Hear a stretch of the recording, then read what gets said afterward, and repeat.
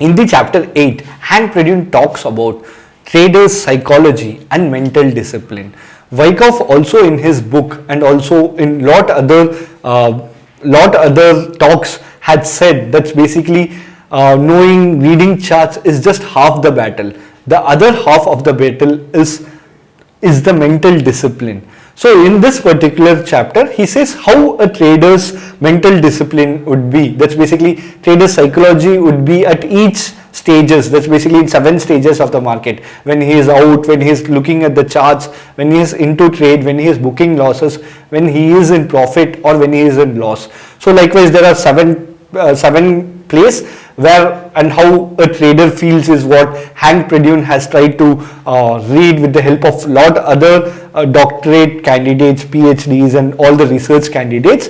Then he had charted a 10 task checklist with the help of Van Tharp and presented it to us in this chapter. So let's look at those two. So the first is like the 7 tasks. That's basically the 7 tasks of top trading. So here he tells the mental state of a top trader. That's basically mental state of a trader at each different position. That's basically if he is out of trade, where there is like no trade or he is not into the market. So at this point of time, he is calm, he is detached, he is indifferent. His mental state is indifferent, he is contented, he is appreciative. But then comes the second stage. The second stage is analysis of market opportunities using charts and indicators. So in this point of time, he is curious, he is a bit alert, he has an objective to take a position. He is like systematic, he is thoroughly, sometimes he is even dispassionate if he doesn't find a trade. Then comes action 1. In action 1, he is actually stalking the market just because he is finding a pattern which is favorable. He is thinking that there is a accumulation phase or something which is happening and there is a good pattern which is happening. He can take a entry in it. So at this point of time, the trader's mental state would be patient, vigilant. He would be controlled. He will also be very cautious. Then comes the next step. That's basically at this step, it is a action 2. Here the trader or the composite operator would be making the decision. Actually, the traders would be making the decision, giving the order, taking the trade, those kind of thing. At this point of time, how his mental state would be, he would be prompt, courageous, aggressive and maybe also abandoned. And then comes the 5th stage. In 5th stage, he would be like in the process of aborting the mission. That's basically he may quit, he may exit or quit the market. He would be in break even or at loss. At this point of time, how his mental state would be, he would be anxious, fearful, confused, protective, urgent, disappointed or even sometimes accepting that it is a loss. Then comes the 6th phase. That's basically here he would monitor if at all the trade is working out, it is in profit. He would be patient, he would be calm, he would be a bit detached also, because a very good trader should be detached and he should not be associated with the profit. It should be resolved. There should be a tenacious, vigilant. These all are the mental state which Hank Pradune has observed. Then comes the last phase, like last step, where the trader would take a profit. It is an exit strategy. So here he would be motivated, satisfied or encouraged as he has been seeing a profit. So how to actually analyze is using a 10-point checklist. That's basically how to work, how to be a top trader. So these are the 10 tasks of a top trading. So the first task is daily self-analysis. That's basically every day morning when you get up, you need to ask yourself. That's basically just like close your eyes and you should say, will this be a good day? Rate yourself on a day of 0 to 8 and say, this would be a very good day for me. And maybe if you feel you trade really good, give yourself a 8 ranking. And if you are not feeling good, rate yourself less and write it down in your journal. And maybe after 2 months time, you just correlate how you felt in the morning and you see how was your trading result. And over a period of a long run, you will find this is very effective. Then comes the second task, that's basically daily mental rehearsal.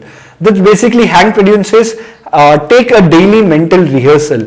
That's basically whatever trade or whatever is your strategy, you just try to take a mental rehearsal. Like an athlete runs, anyone who is performing, the one who rehearsals or rehearse the play in earlier part of his career, he actually does a very good in the actual performance as per Hank Pradune. So he says, what is the difference between the number one in any athlete and number two or the rest of them is the number one has practiced a lot. So practice well, like even if you practice mentally how you will take a trade and everything, how you will take a entry, how you will exit, everything before getting into a trade is what is the second task. Then comes the third, developing a low risk idea. So when it comes to low risk idea, you need to